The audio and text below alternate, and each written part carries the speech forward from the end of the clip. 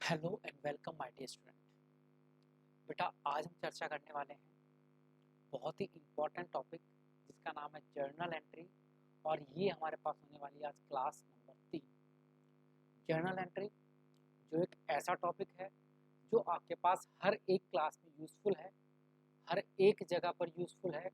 तो इसकी आज हम लेंगे क्लास नंबर 3। तो सभी से रिक्वेस्ट है कि भैया अपना कॉपी और पेन लेकर बैठ जाएं ताकि हम जर्नल एंट्री को बहुत अच्छे से समझ सकें।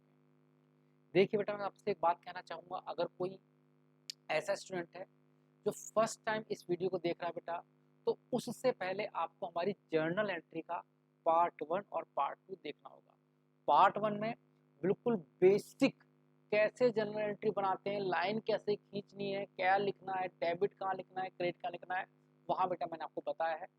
पार्ट नंबर 2 में कुछ हाई लेवल की हमने एंट्री की थी, और जो आज पार्ट नंबर 3 है इसमें थोड़ा सा लेवल बढ़ने वाला है।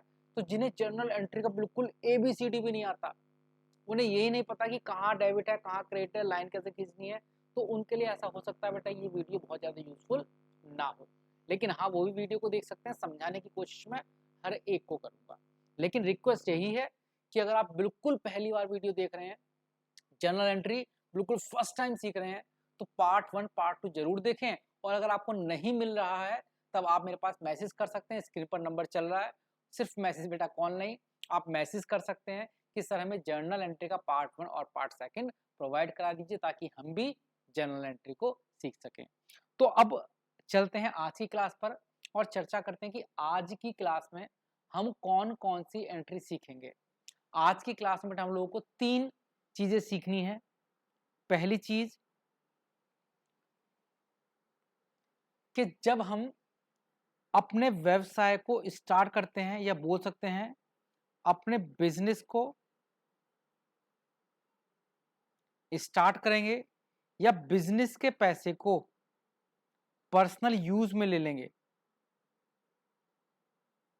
तो उसकी जर्नल एंट्री क्या होगी। पहला टॉपिक रहेगा बिजनेस में पैसा लगाना, यानी कि बिजनेस को स्टार्ट करने की जर्नल एंट्री, और बिजनेस के पैसे को पर्सनली यूज कर लेना, उसकी जर्नल एंट्री।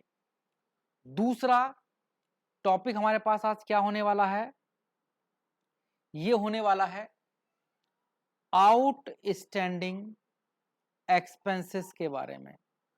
आउटस्टैंडिंग एक्सपेंस का मतलब होता है कि वे खर्चे जो आपको देने तो थे बट अभी तक आपने नहीं दिए। जैसे आपको किराया देना था, वो जनरल एंट्री हमने पार्ट नंबर 2 में सीखी है। लेकिन किराया देना था बट आपने किराया नहीं दिया, उसकी क्या जनरल एंट्री होगी। आपको सैलरी देनी थी बट आपने नहीं दी, उसकी जनरल एंट्री क्या होगी। आपको रिपेयर के पैसे देने थे बट आपने कहा भैया अभी नहीं दे पाऊंगा, अगले साल ले लेना, तो उसकी क्या जनरल एंट्री होगी। यानी कि जब एक्सपेंस होते हैं आउटस्टैंडिंग, आउटस्टैंडिंग को हम बोलते हैं बेटा अदत्त व्यय। क्या बोला था बेटा हिंदी में, अदत्त व्यय। तो जो अदत्त व्यय है उनकी जनरल एंट्री सीखेंगे बेटा हम। थर्ड आज हम क्या सीखने वाले हैं, तीसरा टॉपिक आज हमारा क्या होने वाला है, तीसरा टॉपिक बेटा आज हमारे पास होने वाला है डिस्काउंट की जनरल एंट्री। डिस्काउंट की जनरल एंट्री, डिस्काउंट का मतलब बट्टा। यदि किसी से पैसे मिलने हैं और हमने उसे बट्टा दे दिया, हमने उसे डिस्काउंट दे दिया, तब उस केस में क्या जनरल एंट्री होगी। तो 3 चीजें आज की क्लास में हम सीखेंगे। एक, बिजनेस को स्टार्ट करना या बिजनेस के पैसे को घर में यूज कर लेना, उसकी जनरल एंट्री। दूसरा अदत्त व्यय है यानी कि आउटस्टैंडिंग एक्सपेंस, उनकी जनरल एंट्री। और तीसरा बट्टा यानी कि डिस्काउंट, उसकी जनरल एंट्री। तो ये 3 जनरल एंट्री हमें सीखनी है। देखते हैं बेटा, एक एक करके टॉपिक नंबर 1 पर चलते हैं और एक एग्जाम्पल की हेल्प से एक एक करके जनरल एंट्री बेटा हम सीखते हैं। फॉर्मेट आई थिंक मैं इतनी उम्मीद जरूर करता हूं कि जिसने पहली और दूसरी क्लास ली है उसे जनरल एंट्री का बेसिक फॉर्मेट जरूर आता है कि जनरल एंट्री में हमारे पास कुल मिलाकर 5 कॉलम होते हैं। एक डेट, पर्टिकुलर, LF, डेबिट और क्रेडिट। तो स्टार्ट करते हैं बेटा पहले एग्जाम्पल से। हमारा पहला एग्जाम्पल क्या है, हमारा पहला एग्जाम्पल है, ध्यान से स्क्रीन पर देखिए, कि मोहन ने 50,000 रुपए से व्यवसाय प्रारंभ किया। मोहन ने 50,000 रुपए से व्यवसाय प्रारंभ किया। अब खुद सोचो, मोहन ने 50,000 रुपए से व्यवसाय प्रारंभ किया, तो एक बात याद रखना, जिस पैसे से व्यवसाय को प्रारंभ करते हैं उस पैसे को हम हिंदी में बोलते हैं पूंजी और इंग्लिश में बोलते हैं कैपिटल। मोहन ने 50,000 रुपए से व्यवसाय प्रारंभ किया। कहोगे सर मोहन ही क्यों बोल रहे हो? अच्छा, सोहन ने किया।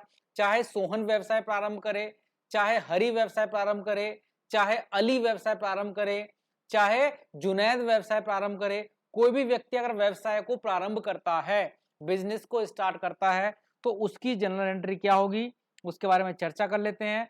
5 कॉलम होते हैं बेटा जनरल एंट्री में। ये 5 कॉलम हम बना लेते हैं बेटा। पहला कॉलम सभी को पता है, डेट का होता है। दूसरा कॉलम पर्टिकुलर का होता है। तीसरा कॉलम LF का होता है। चौथा डेबिट और पांचवा क्रेडिट। चूंकि अब हम थोड़ा सा आगे बढ़ रहे हैं तो तेजी के साथ बेटा हम क्या करेंगे, करने की कोशिश करेंगे। मोहन ने 50,000 से व्यवसाय प्रारंभ किया। जब व्यवसाय प्रारंभ करते हैं तो ये बताओ बिजनेस में पैसा आता है कि जाता है? जब भी हम व्यवसाय प्रारंभ करते हैं तो उससे क्या होता है बेटा, बिजनेस में पैसा आता है ना। घर से आप पैसा बिजनेस में लेकर आते हो, तो बिजनेस में तो पैसा आ रहा है, और जब पैसा आएगा तो जनरल एंट्री क्या होगी बेटा, याद है? जब पैसा आता है तो हम क्या बोलते हैं, कैश अकाउंट डेबिट। पैसा आया, कैश अकाउंट डेबिट। कैसे पैसा आया? बिजनेस स्टार्ट किया, बिजनेस में जो पैसा लगाते हैं उसका नाम क्या होता है? उसका नाम होता है भैया कैपिटल। क्या नाम होता है उसका? कैपिटल। तो 2 में क्या लिखोगे, टू कैपिटल अकाउंट। यानी कि व्यवसाय को प्रारंभ करने की ये हुई भैया जनरल एंट्री। और याद रखना, अगर किसी का नाम आता है कि सोहन ने व्यवसाय प्रारंभ किया, मोहन ने व्यवसाय प्रारंभ किया, हरि ने व्यवसाय प्रारंभ किया, राजा ने व्यवसाय प्रारंभ किया, अली ने व्यवसाय प्रारंभ किया, कुछ भी लिखा हो, जनरल एंट्री एक ही होगी, cash account debit to capital account. Cash आया है और जिस पैसे से आया है उस पैसे को क्या बोलेंगे, कैपिटल। ये तो होती है बिजनेस में पैसा लगाने की जनरल एंट्री। पर कभी कभी क्या होता है ना बेटा, कभी कभी जरूरत होती है, ऐसी जरूरत पड़ सकती है कि आपको बिजनेस का पैसा अपने घर में यूज करना पड़ जाए। कभी कभी ऐसी परिस्थिति होती है, आपने क्या किया, बिजनेस का पैसा घर के काम में यूज कर लिया। बिजनेस का पैसा बेटा क्या किया आपने, घर के काम में यूज कर लिया।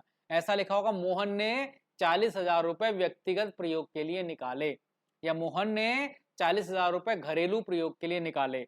बिजनेस में पैसा लगाया, cash account debit to capital. लेकिन बिजनेस के पैसे को आपने घर के प्रयोग में ले लिया, बिजनेस के पैसे को आपने घर के प्रयोग में ले लिया। अब क्या जनरल एंट्री बनेगी भैया, जब हम बिजनेस का पैसा घर में प्रयोग करते हैं तो उसे हिंदी में बोला जाता है बेटा आहरण। क्या बोलते हैं उसे, आहरण। और इंग्लिश में उसे हम क्या बोलते हैं, ड्रॉइंग्स। बिजनेस के पैसे को घर में प्रयोग करना उसे हिंदी में आहरण बोला जाता है और इंग्लिश में ड्रॉइंग्स बोला जाता है। तो आपकी जनरल एंट्री क्या बनेगी बेटा इस केस में, अगर आप बिजनेस के पैसे को घर में यूज कर लेते हो?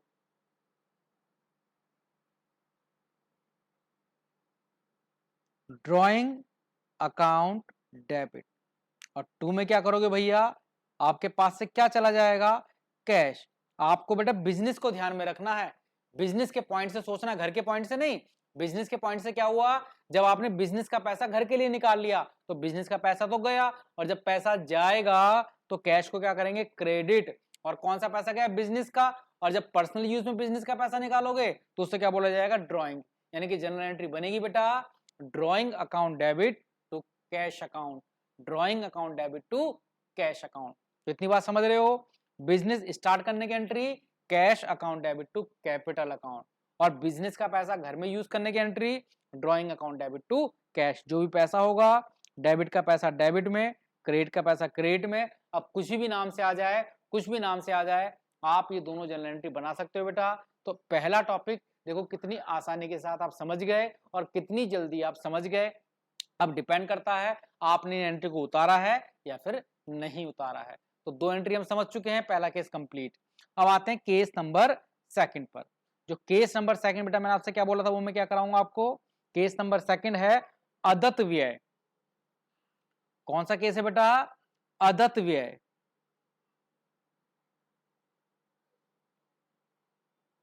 अदत्त व्यय को इंग्लिश में क्या बोला जाता है बेटा, आउटस्टैंडिंग। अदत्त व्यय को बेटा इंग्लिश में क्या बोलते हैं, आउटस्टैंडिंग एक्सपेंसेस। क्या बोलते हैं बेटा, आउटस्टैंडिंग एक्सपेंस।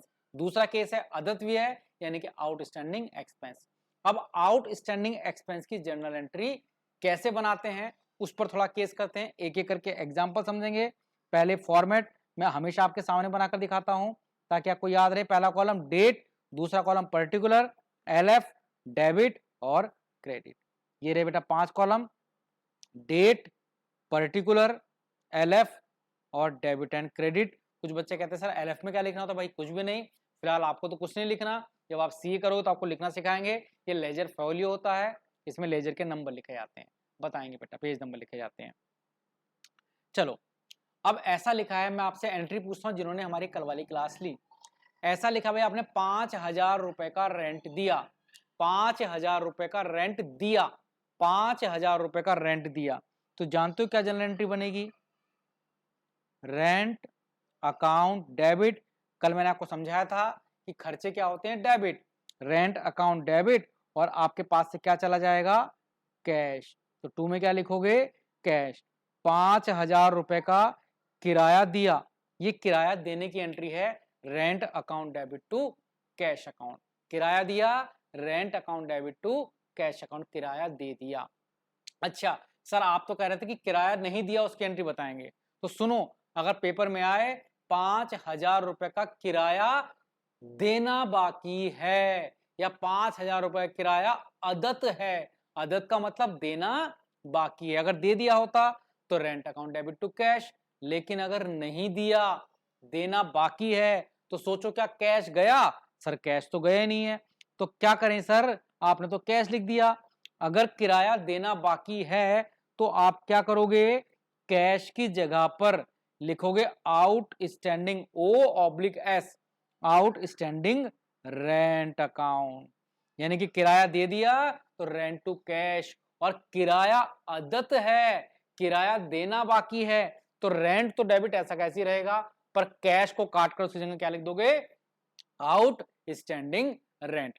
अच्छा सर अगर ऐसा होता 4,000 रुपए की सैलरी देनी बाकी है, 4,000 रुपए की सैलरी देनी बाकी है, तो जनरल एंट्री क्या करते सर?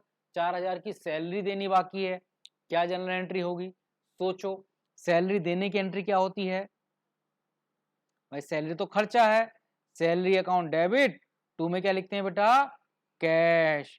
ये होगी सैलरी देने की एंट्री टू कैश अकाउंट, है ना? ये सैलरी देने की एंट्री है। लेकिन अगर सैलरी देनी बाकी है, सैलरी देनी बाकी है, तो भैया कैश नहीं लिखोगे, कैश की जगह पर क्या शब्द लिखोगे? आउटस्टैंडिंग, और 2 में क्या आ जाएगा बेटा? Salary account. अगर सैलरी देनी बाकी है तो salary to outstanding salary, rent देना बाकी है तो रेंट टू आउटस्टैंडिंग रेंट। अच्छा सर मजदूरी देनी बाकी है, मजदूरी को बेटा इंग्लिश में बोला जाता है वेजेस। क्या बोलते हैं मजदूरी को इंग्लिश में? वेजेस। वेजेस देने बाकी हैं भाई, अगर वेजेस दे देते तो wages account debit to cash, और अगर देने बाकी है तो wages account debit to outstanding wages account. तो सिर्फ क्या करना है आपको? कैश की जगह पर आउटस्टैंडिंग शब्द लगा देना है, कैश की जगह पर आउटस्टैंडिंग शब्द लगा देना है। तो इतनी बात याद रहेगी। और अगर आप टेक्निकली समझना चाहते हो कि सर ये आउटस्टैंडिंग शब्द क्रिएट क्यों कर रहे हैं, तो बेटा नियम ये होता है, रूल्स ये होता है कि जितने भी लायबिलिटी होती हैं, जितने भी उधार होते हैं, वो हमेशा क्रेडिट होते हैं। इसलिए आउटस्टैंडिंग को बेटा हम क्या करते हैं? क्रेडिट करते हैं। ये टेक्निकली समझने के लिए है। बाकी मैंने आपको ट्रिक बता दी कि सिर्फ कैश की जगह पर आउटस्टैंडिंग लगाकर उसका नाम लिख देते हैं। तो दूसरा टॉपिक भी आज का कंप्लीट होता है। आज का तीसरा टॉपिक क्या था? वो था, तीसरा टॉपिक क्या था बेटा आज का?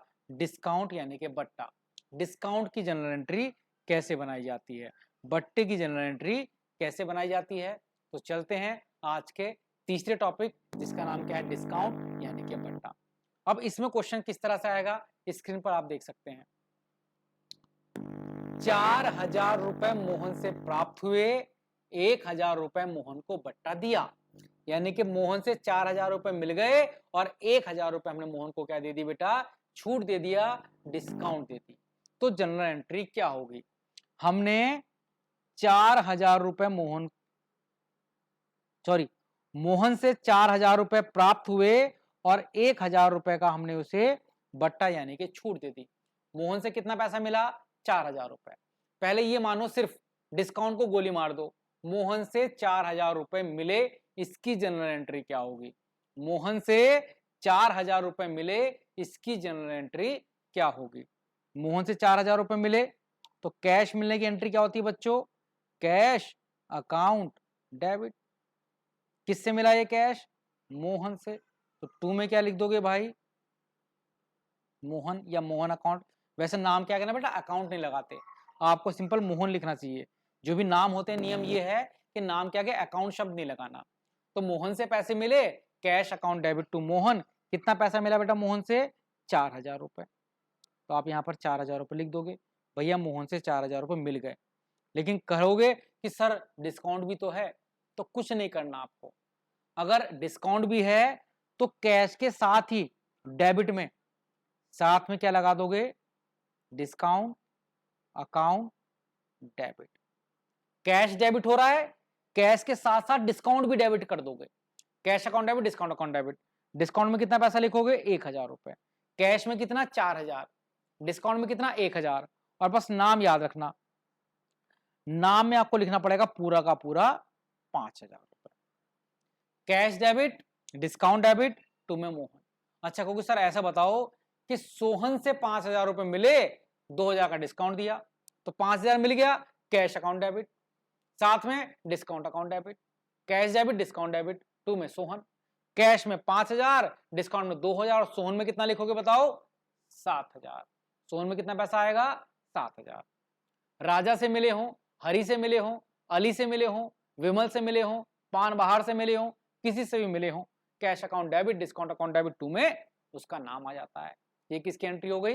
डिस्काउंट की जनरल एंट्री हो गई। लेकिन भैया सर जी ये तो डिस्काउंट देने की एंट्री है, अगर डिस्काउंट मिलेगा तो क्या करेंगे? मतलब अगर हमें कैश मिलने की एंट्री हो गई, अगर हम किसी को कैश दे रहे हैं और उससे हमें डिस्काउंट मिला है तो क्या जनरल एंट्री होगी? तो भी समझते हैं भाई बच्चों।